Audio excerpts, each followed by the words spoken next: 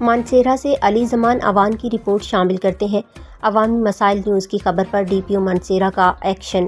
قانون شکنی کرنے والے پولیس اہلکار کے خلاف ڈی پی او مانسہرہ شفیع اللہ گنڈا پور کا اہم ایکشن۔ تھانہ پھلڑا کی حدود میں گورنمنٹ ہائر سیکنڈری اسکول موہاڑ کلاں کے ٹیچر گوہر رحمان کو روڈ پر زبردستی روکنے والے تھانہ بالاکوٹ میں تعینات حوالدار مختار کو ڈی پی او مانسہرہ نے لائن کلوز کر دیا۔ ڈی پی او نے انکوائری مکمل ہونے پر حوالدار مختار کو مزید محکمانہ کارروائی کے لیے بروز پیر اپنے دفتر طلب کر لیا۔ یاد رہے چند روز قبل اس اہلکار نے قانون کو پامال کرتے ہوئے ایک استاد کو راستے میں روک کر اختیارات کا ناجائز استعمال کیا تھا۔